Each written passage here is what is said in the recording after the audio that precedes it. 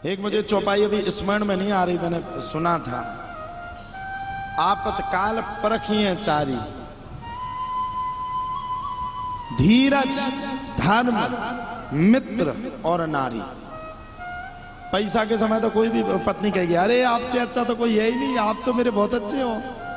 लेकिन धीरज, आप किसी परिस्थिति में विराजमान हो, जैसे अभी मैं, आप लोग बताओ, मैं आप भागवत में विराजमान हूं, मुझे गुस्सा आ जाए, मैं बैठ जाऊं, मैं किसी को यहां से कुछ अपशब्द बोल दूं, वही अपशब्द मेरा कटिंग कट के पूरे विश्व में छा जाएगा। एक मिनट में मैं अपने किए हुए कार्य को अप्रशंसनीय कर दूंगा। वो क्या था, मैंने धीरज नहीं रखा। और बुरा मत मानना, आप सब लोग हमारे अपने हैं, आपके प्रति हमारी श्रद्धा है। मैं आप सबसे कहना चाहता हूं, एक मिनट में गुस्सा में किया हुआ काम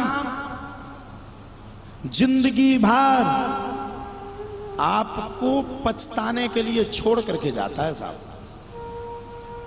और आप पूरी जिंदगी भर जब तक जीते हो वही सोचते हो वो मैंने जो गलती की अब वो क्या होगा। इसलिए हर स्थिति में, हर परिस्थिति में हमें धीरज को पकड़ के चलना। हर स्थिति, हर परिस्थिति में हमें याद करना हमारा धर्म क्या है। और सुनो, मित्र, मित्र कब काम आता है? ऐसे तो कभी भी मिला, ओ मित्र, तू तो मेरा मित्र, कुछ खाने के लिए ना।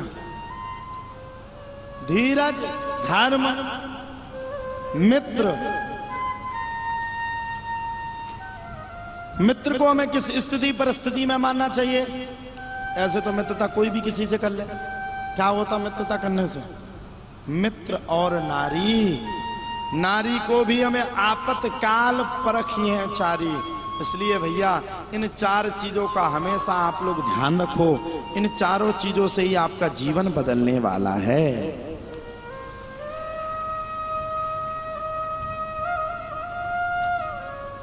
मैंने अपने दिन में, अपनी जिंदगी में वो दिन भी देखे जब एक रोटी नहीं थी।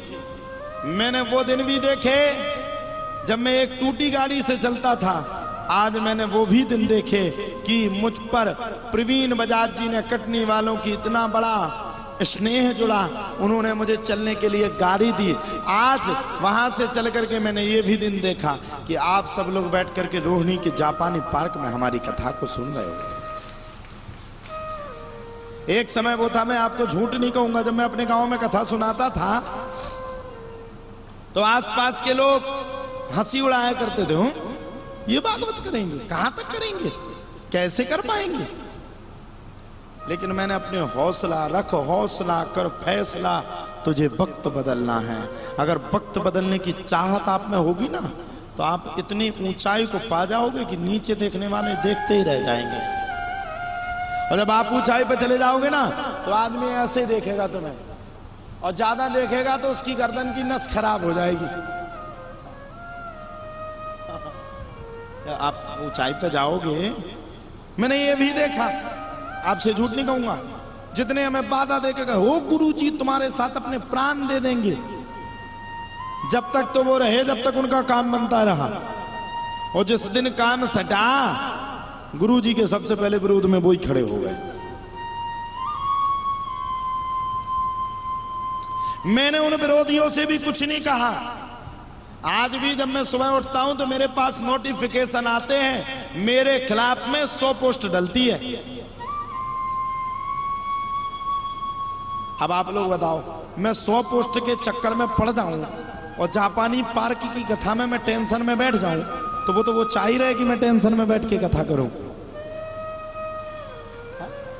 वो तो चाहते ही है कि हम फैलो। हम तो अपने मन में बस यही विचार करते हैं, हाथी चले बाजार और कुत्ते तो भौंके हजार नहीं 2-2 हजार। अगर जिंदगी में मंजिल को पाना है, किसी के चक्कर में मत पड़ो। मैं आपको बड़ा स्पष्ट कह देता हूं, आज व्यास गद्दी से कहूंगा, बुरा मत मानना। मेरे अंदर जो भी किताब है, जो चूरन चटनी है, ये मेरी बहन राखी बहन, ये मेरी सबसे दोनों ये प्रिय बहन है हमारी, राहुल जी के घर से। जब मैं विदेश जा रहा था तब दोनों बहनों ने, इस बहन ने मेरी नजर उतारी, मेरे लिए दीपक रखा। मैं जब यहां से निकला तब तक इनके घर परिवार में राहुल जी, ये हमारी राखी बहन, हमें चाहने वाले सभी लोग तब तक नहीं सोए जब तक हम वहां पहुंच नहीं गए। अब क्या चाहिए साहब? अब क्या चाहिए? आपको पीछे से दुआ देने वाले जिस दिन लोग मिल जाएं, उस दिन समझ लेना आपने जिंदगी में कोई पूंजी कमाई है। और जिस दिन दुआ देने से ज्यादा दुगने बद्दुआ देने वाले लोग आपको मिल जाएं, समझ लेना अब जिंदगी में मंजिल बहुत आसान है, मिलने ही वाली है। हाँ, जब अहमदाबाद प्लेन क्रैश की घटना हुई तब मैं जाकर के वहीं था, लंदन में, हैरो में था। वहां मैं भागवत कथा को, वो हनुमान कथा को सुना रहा था। मुझे चाहने वाले लोगों ने बार बार फोन किया, गुरुजी आप लौट के आ जाओ। मैंने पूछा क्यों? गुरुजी हमें घबराहट हो रही है, आप विदेश में कैसे रह रहे हो, कि क्या स्थिति होगी, लौट के आपको आना चाहिए। हमारे माता पिता ने भी हमें कॉल किया, परिवार ने भी हमें कॉल किया। मैंने सभी से यह कहा, देखो भाग्य का लिखा हुआ कोई नहीं टाल सकता। आप लोग बताओ कोई टाल सकता है? इस संसार में किसी में हैसियत है जो भाग्य का लिखा हुआ टाल दे? कर्म के बंधन में बंध के भगवान राम को भी 14 वर्ष के लिए वनवास जाना पड़ा था साहब। कर्म तो कर्म है, भगवान हर पावर किसी को नहीं देते, ये आप ध्यान रखना। हम लोगों को पावर है, इतना पावर है, हाँ आदमी को इतना छीन लेंगे कि उसको याद आ जाएगा काकी नानी भी, लेकिन इतना भी पावर नहीं है कि भगवान के कहे हुए वचनों को हम लोग टाल सके। क्यों?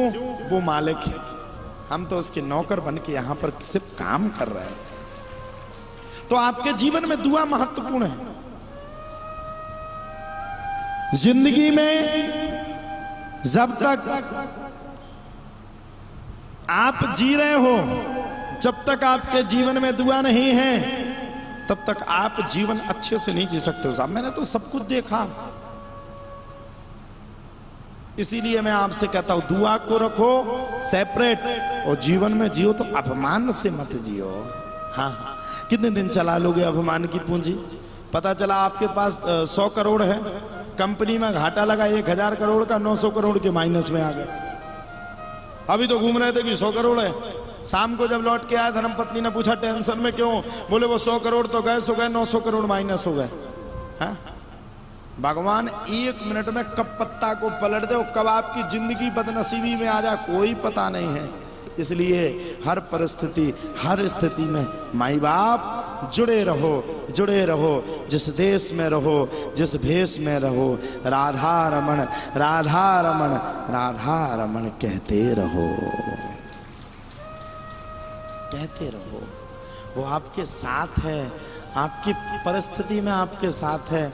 आप रोगे ना, वो आपका साथ पकड़ के आएगा, वो रहेगा, आपका अपना है। भगवान भी आपका अपना है, यहीं बैठा होगा कहीं ना कहीं। और मैं कह रहा हूं मुझे भगवान पूरे दिख रहे, आप लोगों को दिख रहे कि नहीं? कहां दिख रहे? अब हमें भी भगवान मत बनाओ। कछु दिन में ऐसा नहीं हमारी पूजा करने लगो, पता चला कि हमारी एक मूर्ति बन के लगे तेरे का। हमें तो आप लोगों में भगवान दिख रहे हैं, आप सब में। हाँ, ये जितने लोग बैठे हैं ना इस समय कथा में बैठे हैं, और कथा में तो भक्त और भगवान ही होते हैं, दूसरा थोड़ी कोई होता है। हाँ, अपनी सक्षमता के अनुसार हमें रहना चाहिए। कहने का मेरा सीधा सीधा अभिप्राय है, बस भगवान से जुड़ो और भगवान से लगन लगाओ।